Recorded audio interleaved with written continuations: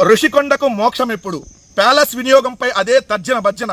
2 ఏళ్లైనా వాడకంలోకి రాని భవనాలు, 5 సార్లు భేటీ అయినా తేలని ఫలితం. నిర్వహణ కోసం టెండర్లు పిలిచిన ఏపీటీడీసీ అంటే టూరిజం డెవలప్మెంట్ కార్పొరేషన్ భవనాల నిర్వహణకు నెలకు 25 లక్షల ఖర్చు అని చెప్పి ఇక్కడ ఆంధ్రజ్యోతి రాశారు.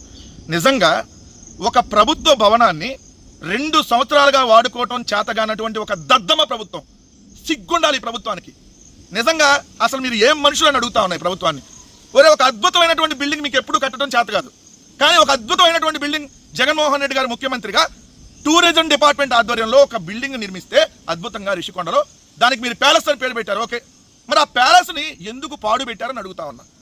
ప్యాలెస్ని వినియోగించుకోవడం చేత కదా మీకు? చేత కాక కాదు, దాన్ని ప్రైవేట్ వాళ్ళకి ఇవ్వడం కోసం వేస్తున్నటువంటి డ్రామా. ఇక్కడ మీరు మ్యాటర్లోకి వెళ్ళి చూస్తే అర్థమవుతుంది. రిషికొండ ప్యాలెస్ను ఏం చేద్దాం? 2 ఏళ్లుగా ఉన్నత స్థాయిలో ఇదే ప్రశ్న నడుస్తుంది. ఏంటి 2 సంవత్సరాలుగా ప్యాలెస్ ఏం చేద్దాం అర్థం కావట్లేదా మీకు?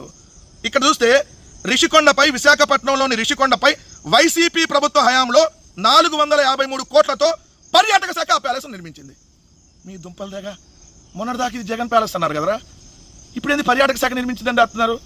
మరి పర్యాటక శాఖ నిర్మిస్తే పర్యాటక శాఖ ప్యాలెస్ అయింది కదా, టూరిజం డెవలప్మెంట్ కార్పొరేషన్ దానికి సంబంధించింది అయింది కదా, పర్యాటక శాఖ అంటే ప్రభుత్వ శాఖ కదా, అంటే అది ప్రభుత్వ బిల్డింగ్ అయింది కదా. మరి మీరు మొన్నటిదాకా ఇది జగన్ ప్యాలెస్, జగన్ గారు కట్టుకున్నాడు, లేదంటే భారతమ్మ గారి కోసం కట్టారని చెప్పి దుష్ప్రచారం చేశారు కదా ఈ గాలి పత్రికలు. ఏ మిస్టర్ రాధాకృష్ణ, నీ గాలి పత్రికలోనే అది జగన్ ప్యాలెస్ అని హెడ్డింగ్ పెట్టావు కదా, మరి ఇప్పుడు పర్యాటక శాఖ నిర్మించింది ఆ బిల్డింగ్ అని రాసావు కదా. అంటే ఎంత తేడానో చూడండి, ఎలా దుష్ప్రచారం చేస్తారో చూడండి. రిషికొండని బోడిగుండు కొట్టేశారని చెప్పి దుష్ప్రచారం చేసింది ఇదే గాలి పత్రికలు, ఇవే గాలి పార్టీలు.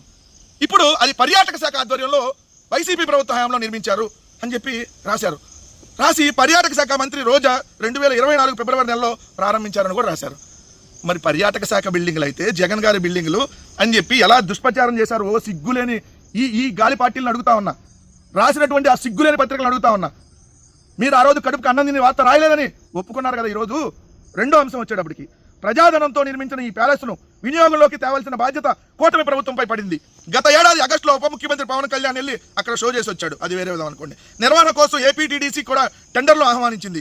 భవనంతో పాటు అక్కడ ఖాళీగా ఉన్న 9 ఎకరాల భూమిని కూడా ఇస్తామని ప్రకటించింది. అంటే రిషికొండని ప్రైవేటు పరం చేయబోతా ఉన్నారు. రిషికొండలో టూరిజం ఆధ్వర్యంలో కట్టినటువంటి టూరిజం కార్పొరేషన్ ఆధ్వర్యంలో, పర్యాటక శాఖ ఆధ్వర్యంలో కట్టినటువంటి రిషికొండ బిల్డింగుల్ని ప్రైవేటు వాళ్ళకి ఇవ్వబోతా ఉన్నారు. దాంతోపాటు ఆ భవనాల కింద సముద్రానికి దగ్గరగా ఉండేటటువంటి 9 ఎకరాల భూమిని కూడా ప్రైవేటు వాళ్ళకి ఇవ్వబోతా ఉన్నారు. రిషికొండని ప్రైవేటు వాళ్ళకి ఇస్తా ఉన్నారు. ఈ వార్త చూస్తే మీకు అర్థమైపోద్ది. తాజ్ గ్రూపు, అలానే విశాఖలో కొండపై బే పార్క్ నిర్వహిస్తున్న పెమా గ్రూపు, అట్మాస్ఫియర్ కోడ్ వంటి సంస్థలు బిట్లు వేశాయి. రిషికొండలో జగన్మోహన్ రెడ్డి గారు కట్టినటువంటి అద్భుతమైనటువంటి ఆ ప్యాలెస్తో పాటు, ఆ భవనాలతో పాటు మరొక 9 ఎకరాలు రిషికొండలో ప్రైవేటు వాళ్ళకి ఇవ్వబోతా ఉన్నారు. ఇప్పుడు చెప్పండి, బోడిగుండు అయిందని చెప్పి అక్కడికి వెళ్ళి డ్రామాలు ఆడినటువంటి ఓ డ్యామ్ టు సూపర్ స్టార్ సనాతని మరి ఇప్పుడు ఏమైంది? సిగ్గు లేకుండా ప్రైవేట్ వాళ్ళు కట్టేస్తున్నారు. ఒక భవనాన్ని ప్రభుత్వం నిర్వహించలేనటువంటి దిక్కుమాలిన స్థితిలో ఉంది అని అంటే అసలు మీరు ప్రభుత్వం నడుపుతున్నారా, ఇంకేమైనా నడుపుతున్నారా? మీకెటు కట్టడం చేత కాదు, కట్టిన దాన్ని వాడటం చేత కాదు, కట్టిన దాన్ని ప్రైవేట్ వాళ్ళకి మాత్రం బాగా చేతనైంది ఈ కూటమి ప్రభుత్వానికి అనడానికి ఈ రిషికొండే వార్త.